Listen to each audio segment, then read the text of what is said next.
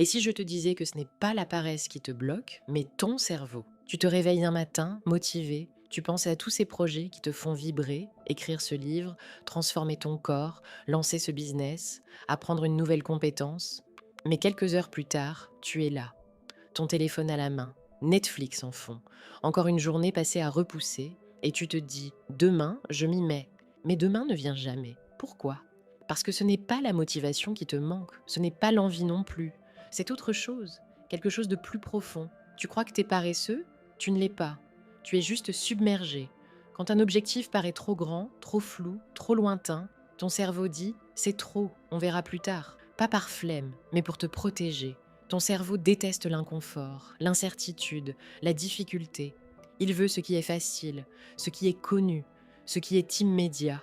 Mais tu peux le reprogrammer, tu peux le tromper pour qu'il joue enfin dans ton camp. Voici 3 étapes simples pour arrêter de rester bloqué et commencer à avancer vraiment. Première étape, rends tes objectifs minuscules. Le problème, ce n'est pas le rêve, c'est qu'il est trop gros d'un coup. Tu veux écrire un livre? N'écris pas un chapitre, écris une seule phrase aujourd'hui. Tu veux courir tous les matins?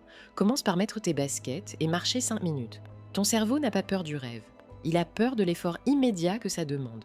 Mais une petite action, minuscule, presque ridicule, il peut gérer. Et quand tu répètes ces petites victoires, jour après jour, tu construis un momentum. Et ce momentum devient une habitude. Deuxième étape, crée des routines invisibles.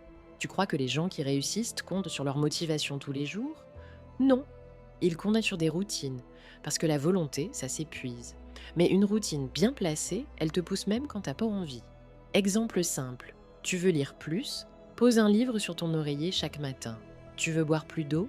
Remplis une bouteille et pose-la devant ton bureau. Tu veux travailler sur un projet? Bloque 10 minutes dans ton agenda à heure fixe chaque jour. Ce sont ces rituels simples, répétitifs, presque automatiques, qui créent la discipline. Troisième étape, la règle d'or.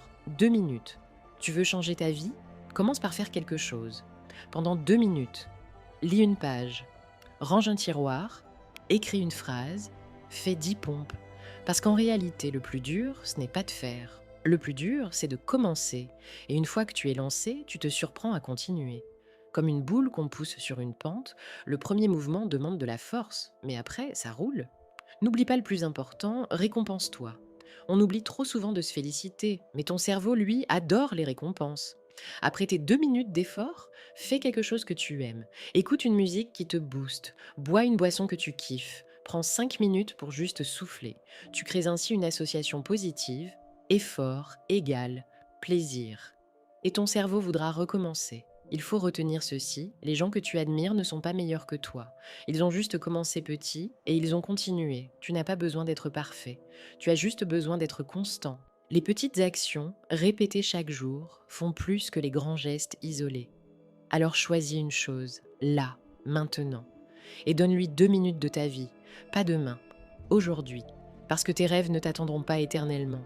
Et ce n'est pas en avançant vite qu'on gagne, c'est en n'arrêtant pas.